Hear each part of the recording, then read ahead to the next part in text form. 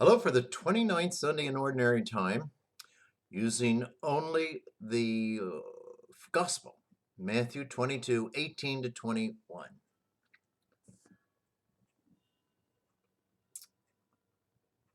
At the trial of Jesus, Pilate said to Jesus, or asked Jesus, "What is truth?" And right before that, Pilate asked Jesus another question: "Are you a king? Tell me. Tell me the truth. Are you a king?" And Jesus replied to Pilate, "Yes, I am a king. For this I was born, for this I came into the world, to testify to the truth." What is truth? What the world needs right now, most of all, I don't think is love, love, love, as the song goes, but I think what the world needs now, and in particular our country, truth. What is truth? As we all know, we're in a divided country, divided news channels, divided government, divided citizens, and baby, it's dangerous because we're starting to ask the question, what in the heck is truth? Well, in the gospel this morning, Pharisees trying to get something on Jesus sent their disciples to ask him a question.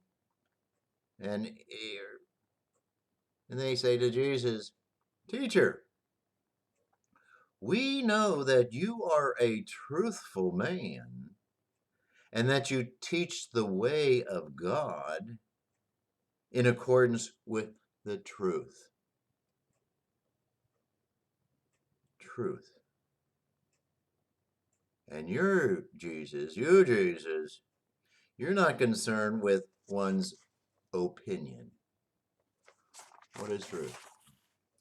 Good question, especially for today. I remember in philosophy, way back when, in one of the tracks on epistemology, sort of brings in the study of truth and how thought patterns work, etc. And in philosophy, there's a distinguished distinction between objective truth and subjective truth. Well, let me clear that up or work through it in just a minute. What's objective truth? Objective truth is what is reality. It is the word in our thoughts and that concurs with reality. So yesterday or today, I look up at the sky and I say, the sky is beautiful blue. The sky is blue. That's what my eyes see. That's what my mind comprehends. And I say, look at that beautiful blue sky. If the sky is a beautiful blue sky, and I say it after I look up at it, and if that concurs with the reality, it's objective truth. Well, men and women, they're sort of relative. Well, yeah, only God is objective, infinite truth. Only God. And we try to work in that direction. But only God is ultimately the truth. We try to spell it out with little cliches. God is the Alpha and the Omega, the beginning and the end of all things. And God spoke to Moses in the burning bush and said, I am who am.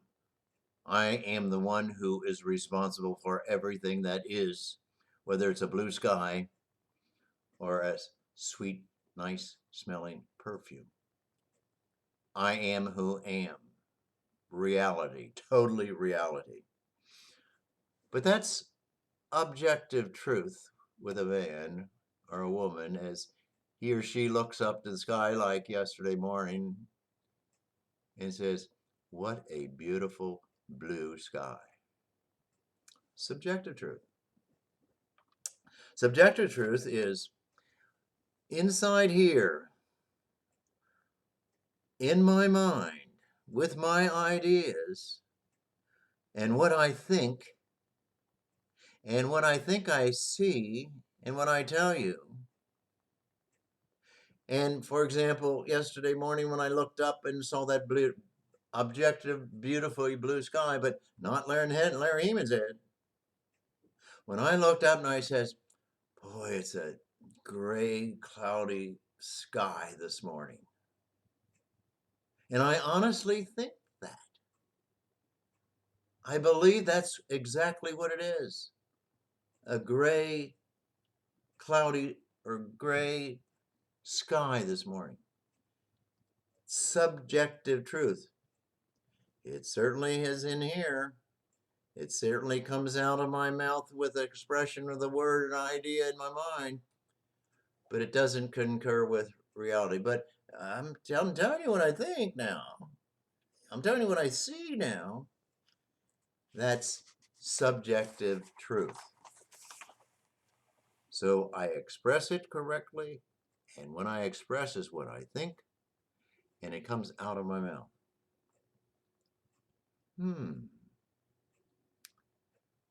That is what's happening in our society. People are thinking, they are expressing, and what they come out with is gray and blue, but the sky is only one color. Let's just say blue. Going to theology, or no, philosophy again, there is, and was really powerful years back, still is pretty powerful thinking. Existentialism is what I think is reality. When I think it's true, it's true. It's true for me. If I think it's all right to do this and it's a morally good thing to do, it's all right with me. And I'm truthful. I'm telling you what I think. It's all right with me. And that's the way it is. A lot of people don't like existentialism because their concept of reality is not just what you think. I mean, the philosopher Kant, he says, "I think, therefore I am. I think I exist, therefore I exist." That's interesting. The difference between objective truth, subjective truth, truthful news, and fake news. We in our country are having a heck of a battle between what's real and what's unreal, what's true and what's fake. And I think it helps, at least it helps me, to distinguish between that objective truth and subjective truth. Back to Jesus. Jesus came to speak the mind of his Father, who is God, who is all truth. Jesus was the Son of God and was God also. And he spoke, and what he spoke was objective truth.